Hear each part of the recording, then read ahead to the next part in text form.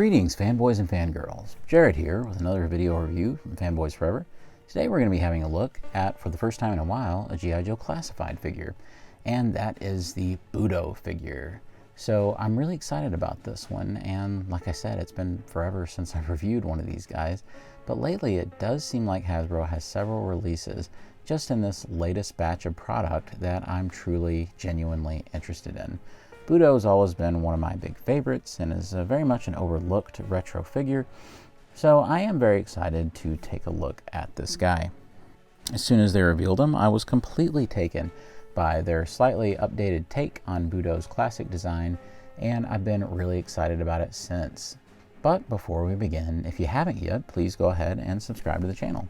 We have some incredibly big reviews coming up, so I'm very excited to share those with you.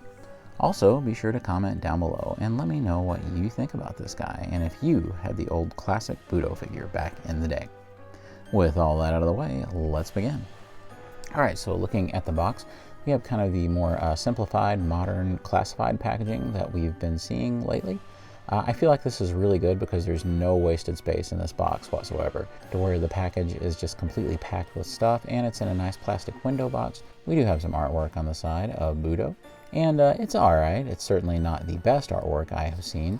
Looks a little CGI-esque, and then on the side we get the QR code and stuff and these little symbols, and I'm not sure anybody keeps up with those. On the back we have a really cool vanity shot of the figure, and back here we have the number, which is 174, which is hard to believe, and down here we have the UPC and barcode. Alright, let's go ahead and get him out of the box. Before we continue with the review, I feel it is very important to show you just how many accessories that this guy comes with once the box is moved out of the way. So as he looks on at his massive amount of alternative looks and accessories that are available to him, it's important to remember that if you're the kind of action figure collector I am, who's obsessed with all of the alternate looks and the different loadouts and customization aspects of your figures, that this site will make you practically weep for joy. We have a cape here made of straw. We have helmets and an alternate head. We have two different guns. We have a neck piece there. We have a different neck piece, like a scarf. We have an optional top knot piece for the hair. We have arm guards. We have shin guards. We have a holster. We have 3 different swords and scabbard. We have 2 different sets of chest armor, 2 different sets of thigh armor, and of course, BUDO himself. This positively insane loadout of accessories is the real main reason why I've been so interested in this figure ever since he was revealed. I almost wondered if it were even possible that some of these would get cut before this guy would get released, but alas, here they all are in around a $35 package. One of the reasons I'm shocked is because this is more gear and more stuff than you would see from companies that sell more expensive figures. You have, of course, your third-party guys, but of course that's a much more limited run. So I guess Hasbro is utilizing the power of them owning this brand and not having to pay a licensing fee, and also being a major mass-producing company. So I guess those things allow a figure like this to come with this absurd amount of accessories. It's not very often that I feel overwhelmed by a release, but I kind of do. But the best way to get at it is to start right away. Throughout the review, you're going to see me kind of change up his look in a couple of different ways, but I suppose the best time to cover articulation would be now while he's not wearing any of the gear, just so that you can see what the base body underneath does. You can see that the neck not only moves down here at the collarbone, but also up here at the head. So it's quite expressive and you can do quite a bit with it. Of course, the arms have a really good range because those hinges do a whole lot of heavy lifting, going well above 90 degrees. With the butterfly joint, you can get a really good range right here as he brings his arm in and out. You can get a double jointed elbow. There is a rotation at the bicep. There is a hinge going up and down at the hand.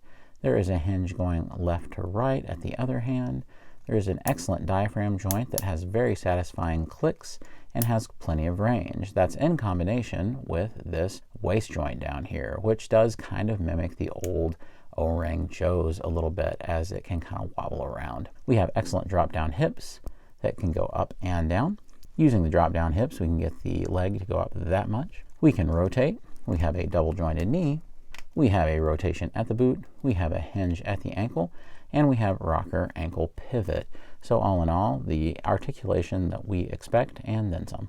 We'll go ahead and load BUDO out in his first combination. And honestly, I feel that if we started with any other look, it would be practically wrong. Here we have BUDO in his original action figure appearance kind of facsimile. And so we can go ahead and instantly see all of the little updates and things that Hasbro has done to bring this guy into a much more believable space. The original BUDO had kind of a nondescript big brown vest on. It was kind of tactical and the sculpting was there, but the paint kind of let it down. Here we actually see that they've really went the extra mile to not only emphasize his logo, but to do things like put his name up there, Gesso Kyle. So this is Kyle Gesso right here. They've also added some really fun touches, like adding the classic G.I. Joe logo from the Japanese versions of the products. So I think that that is an awesome homage to BUDO's roots. So you absolutely have to love that tampographic detail right there.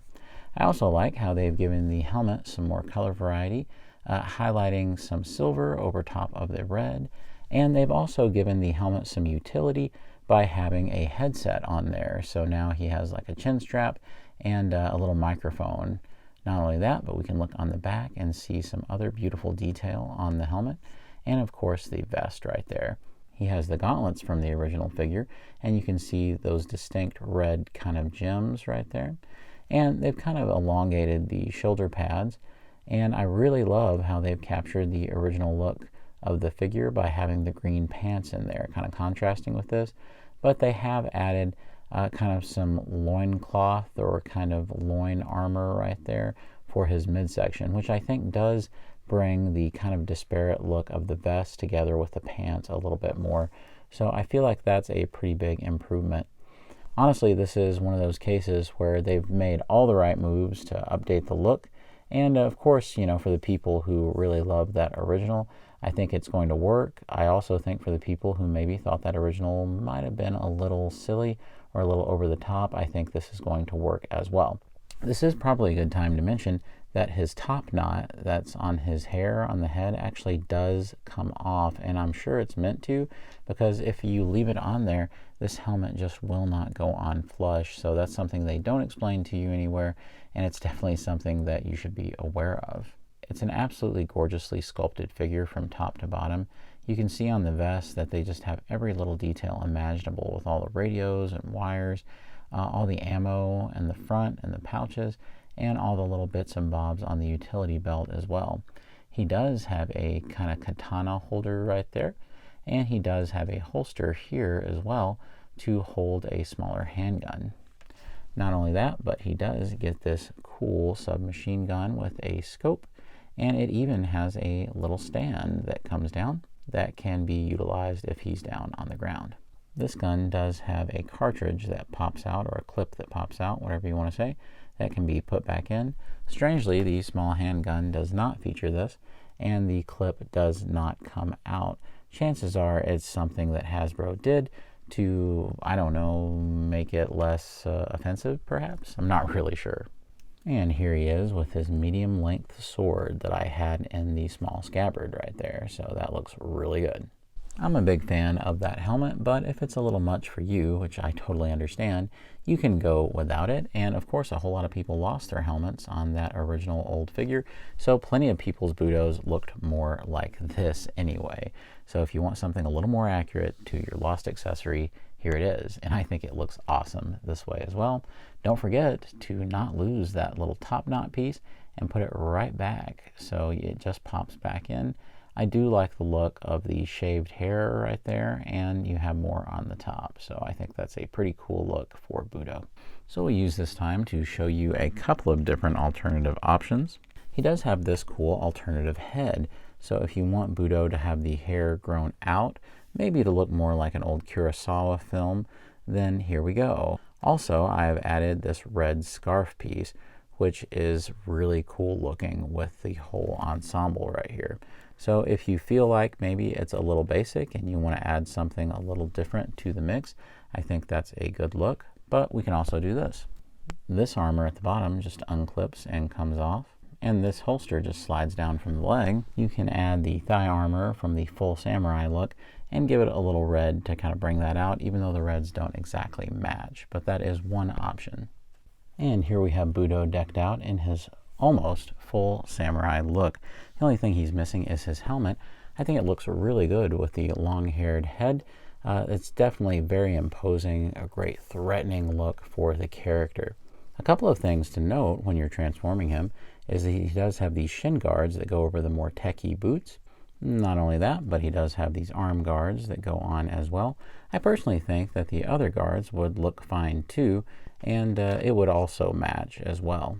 Not only that, but you do have this kind of necklace piece, this black piece that's under the armor that you put on first, and it kind of makes it look like he's wearing a more of a samurai shirt underneath it instead of just the gray shirt.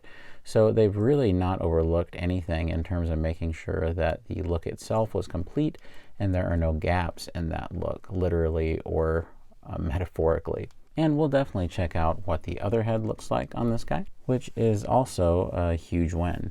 To be honest, I'm not really sure which one looks better. I think they both look equally cool. Remember, before you put a helmet on this head, you do need to remove that top knot of hair. Here is the old original helmet, and I think it looks quite nice with the full samurai armor. Definitely kind of a shredder look, so very cool. But that's not necessarily what is intended. Instead, you're supposed to use this full-on samurai helmet. And here he is with that helmet on, and it is quite a thing of beauty, looking like something that stepped right out of a museum. It's also cool to note that you can see his eyes very well too. It's kind of hard to see with this lighting, but in person it's quite striking, and they've done a good job lining up the eye holes of the mask with the actual head sculpt. Of course, we will remove his large katana that he has, and he does have the scabbard on to hold it, and these two smaller scabbards on the belt, the one for the small katana and the one for the medium. He doesn't include any other pairs of hands, which I guess is a little strange considering everything else is just so insane, but I don't mind it because they did make sure that when they engineered the figure that these hands worked for all the accessories, even though they do have trigger fingers, so it's a little funny. I feel like for this armor, he should be holding the sword two-handed, and it works very, very well. The sword is so big, it's getting out of shot. There we are. And I think that looks so cool. But we're not done. There is still yet one more accessory that you can use to make this guy look cool. Not sure how often I'll use it, but let's check it out. You'll notice that there's two almost ridges right here in the armor. They're not very noticeable at first, but you'll see what I mean in a moment. You have this kind of straw cape right here, and it fits completely snug in those two little areas. Nothing's clipping in or anything, but it's just a nice little area for it to rest naturally. And as you can see, it looks completely awesome. I absolutely love with the straw cape how that looks. It definitely gives it more of an old school vibe, like it happened a long time ago, or like this figure is a period piece instead. So if you want something for like a flashback or something like that, I guess you could use it. The one thing about it though is, to me, it almost strays a little too far into the past. So for me, it's probably a no on using it very frequently. And here's a look at what it's like once you have the unmasked head on there. Pretty nice, but I prefer it without. So something that may shock a lot of folks about BUDO as a character is that he's only ever had the one retro figure, and then a rare recolor of that you could send off for points and get it mailed to you. And then there was this retaliation figure. This was kind of part of that line where they were doing those ultimate versions of 3 3/4 figures, and this was their kind of updated take on BUDO. This full samurai armor definitely owes more to this version of BUDO than that original, but I always sort of felt like this was so far removed from that original BUDO figure. It was almost as if it was a different character that they just gave the name BUDO to homage the original. So I think that this bridges the gap much more successfully in terms of still having the colors and everything represented of the original figure, but also doing that full-on samurai look, which they clearly had wanted to do for some time. In thinking of appropriate comparisons, I won't bore you with 10 million different things. Here is Jinx from G.I. Joe Classified, and they look fantastic together, so I could definitely see me displaying them together. And here's Kamikura, Snake Eye's apprentice. And we'd be crazy not to put him in, Snake Eyes himself, and just for fun, since you don't see it too often in videos like this, I decided I would throw the Fortnite version up there that you could get for a while. Yeah, it looks like a pretty good crew of ninja.